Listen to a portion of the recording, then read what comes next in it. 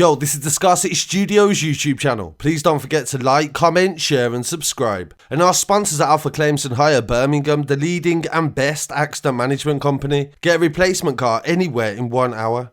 I really appreciate you joining me today. And before we do a follow-up into the latest, to talk about the breaking news to do with the vigil. The vigil for Sarah took place on Clapham Common. This was organised by a group called the Feminists of London. This was in response to the outrage that people found of this death and also for the safety of women day to day. But embarrassing scenes have emerged from Clapham where police have been seen arresting aggressively women that were paying respects to this woman who was allegedly killed by a police officer. Wayne Couzens was charged with her murder and kidnap yesterday after her remains were found in Kent. Today they say they have identified her using dental records, and this emerged in court where he appeared today, and this is the first image of him in court. My London newspaper said hundreds of Londoners gathered for the vigil for Sarah Everard that has been held in Clapham Common on Saturday. The police had initially cancelled the event, and I'll talk about the police statements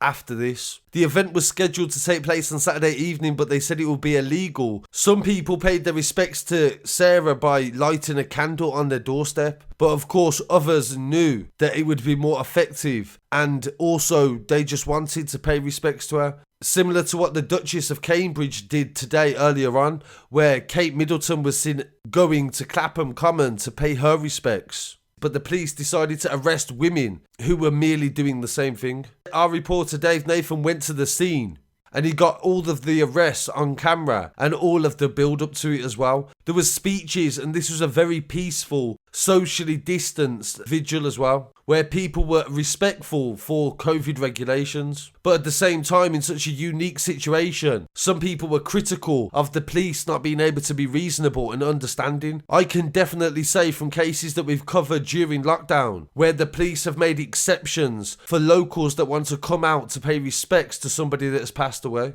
And of course, this is something that they have to do at their own discretion. And currently, Met Police are trending on Twitter with a lot of criticism for this. Commander Catherine Roper was the one that initially wrote the statement about the court judgment on the event taking place. She said she was deeply saddened by the events that had happened with Sarah, and no woman in London should feel unsafe. She said, as a woman and a police officer, she wants nothing more than women to feel safe and protected by the police. This was a court judgment that was made where they decided that they could no longer do this event. There were several arrests made, but there has been no official statement by the police on the amount. But there was definitely 1,000 to 2,000 people that were present. By the time our reporter left, he said that it was mainly peaceful and there was no further arrests. I spoke about the group Reclaim These Streets in the last video, and there was a gathering outside Scotland Yard, and with this vigil as well, several mini celebrities turned up to it, one of them being Jeremy Corbyn's brother, Piers Corbyn, and this definitely added a political element to it because there were some political groups that I believe have become associated with some of the protest, and other people were just there to pay respects.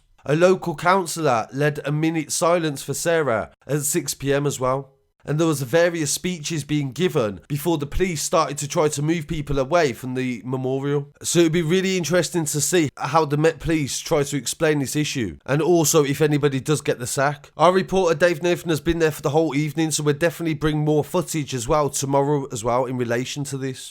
Well, all my thoughts and prayers are with Sarah's family and her loved ones. What happened to her is the most terrible, terrible tragedy. And I think everybody in the city and beyond is feeling a really profound sense of shock and anger and, of course, deep sadness.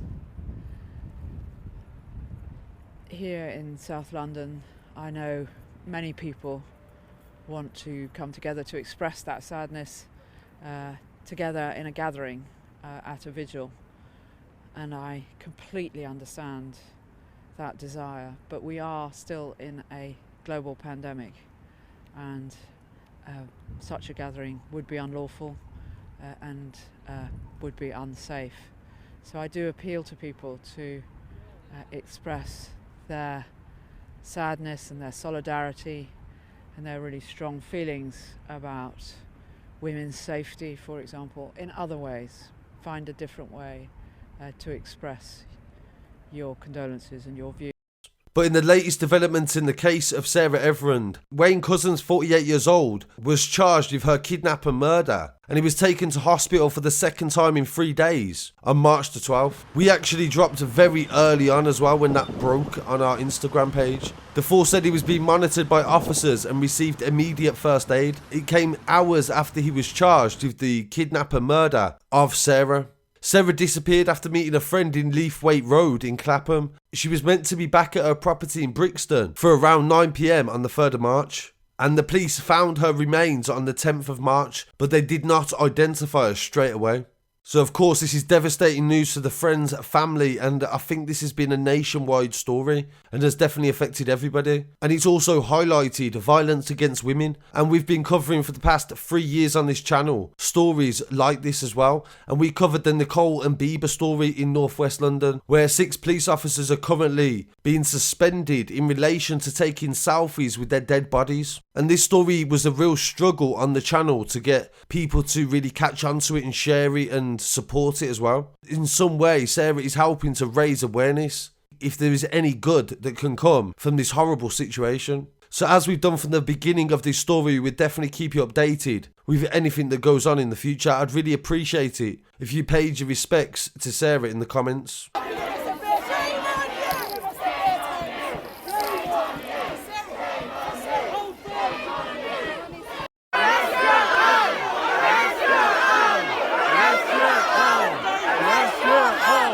Let's get on!